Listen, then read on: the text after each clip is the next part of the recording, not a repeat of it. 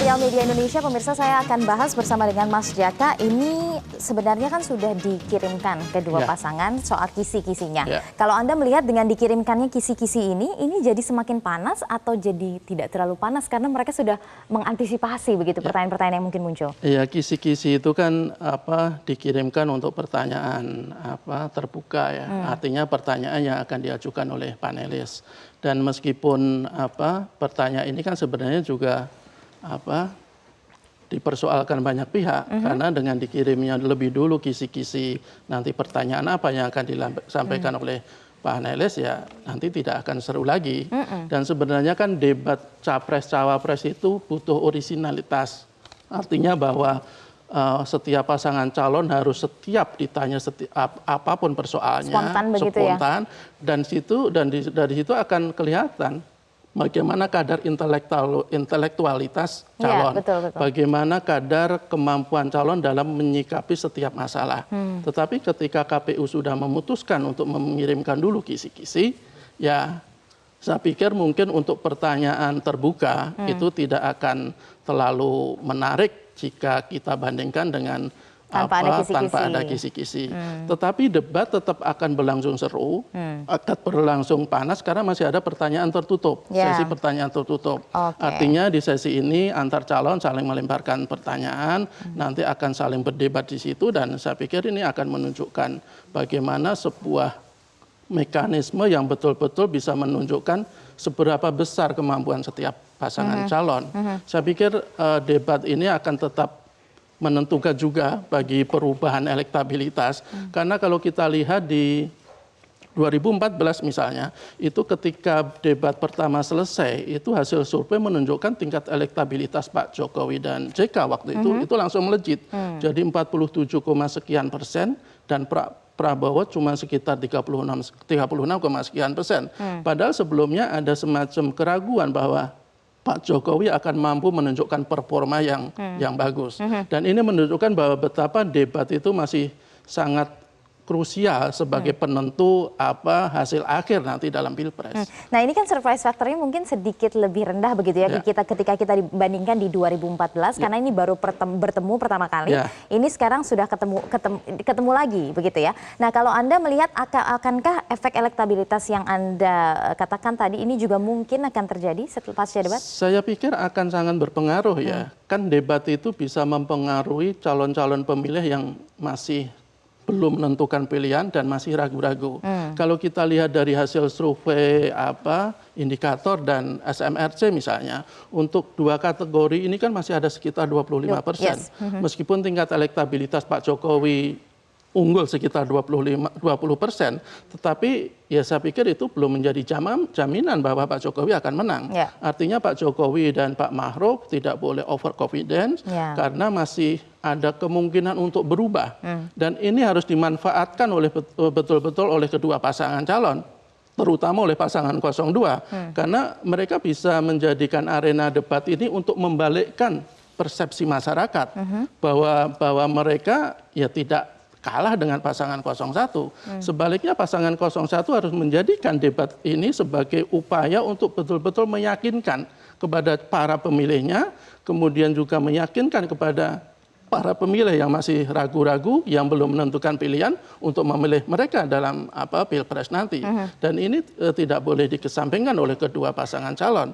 Karena ini adalah arena yang betul-betul bermanfaat ketimbang kita kemarin 4 bulan masing-masing saling serang, masing-masing saling melontarkan sensasi, kontroversi, dan itu sama sekali tidak bisa diterima oleh rakyat. Yang kita harapkan sebenarnya kan ini substansial begitu ya, yang dibahas ini benar-benar apa yang terjadi, kemudian program-program yang jelas, bukan tiba-tiba kemana-mana begitu ya.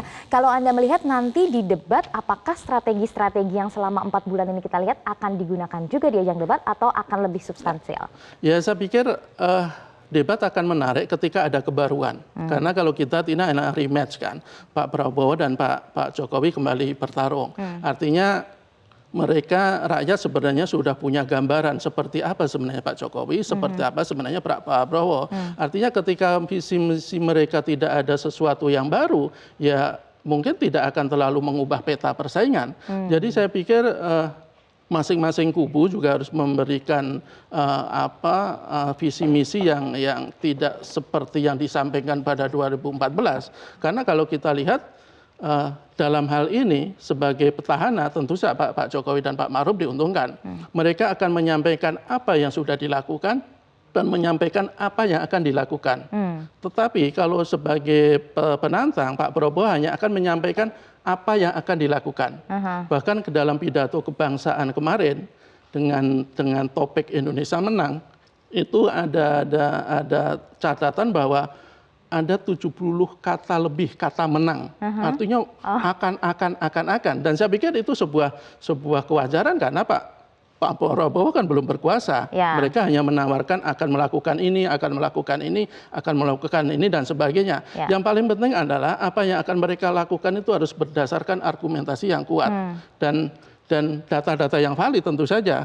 Karena kalau kita lihat selama ini kan ada kesan, ada tuduhan bahwa kubu 02 itu beberapa kali menggunakan data-data yang tidak akurat. Dan kalau ini terus dia lakukan, saya pikir tidak akan meyakinkan publik, tapi justru akan mengurangi ketertarikan publik untuk memilih pasangan 02. Mungkin tidak hanya akan-akannya saja atau janji-janji programnya saja, tapi serangan atau kritik terhadap apa yang sudah dilakukan 01 ini juga akan sangat kentara nanti dalam debat. Ya itu sebuah konsekuensi dari seorang calon penantang ya. Mereka kan harus ofensif. Tidak mungkin seorang penantang itu hanya defensif. Karena defensif yang modalnya apa? Karena dia belum melakukan apa-apa. Sementara untuk pasangan petahana Pak Jokowi dan Pak Ma'ruf, dia paling tidak bisa defensif dengan meyakinkan kepada publik bahwa selama 4 tahun terakhir kami sudah melakukan banyak hal.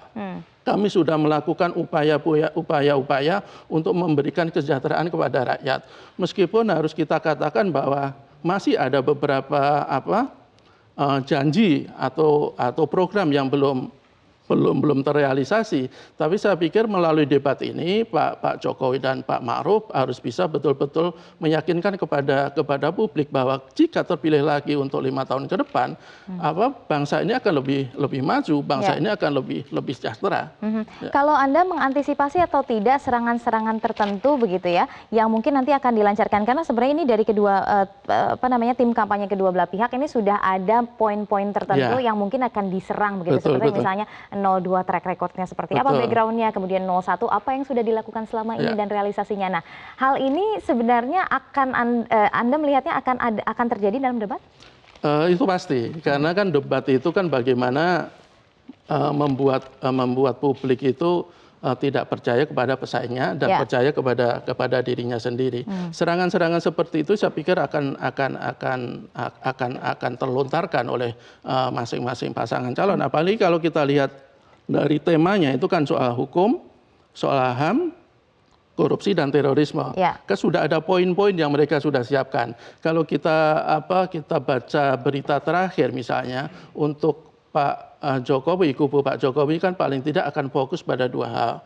Bagaimana mereka akan mempertanyakan kasus penyelesaian kasus penghilangan paksa orang dan penculikan, kemudian soal korupsi dalam korporasi. Kemudian juga kubunya Pak Prabowo kemungkinan akan mempersoalkan kasus penyiraman air keras terhadap Novel Baswedan yang disebut-sebut sebagai pelanggaran HAM juga. Dan ini saya pikir mereka sudah menyiapkan jawabannya ya. Pertanyaan sekaligus menyiapkan jawaban. Dan ini mereka godok terus-menerus karena ya ini sekali lagi akan menentukan persepsi publik terhadap masing-masing calon.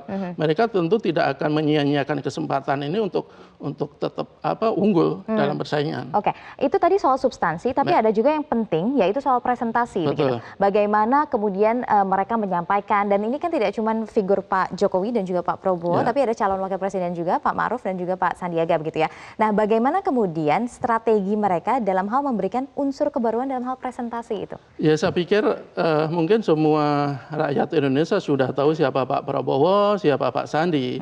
Meskipun betul bahwa posisi seorang capres itu menjadi kartu as ya dalam sebuah debat. Tetapi kalau kita lihat soal kebaruan, dalam hal ini posisi wapres juga cukup menentukan. Karena masing-masing seorang pendatang baru. Pak Ma'ruf juga pendatang baru.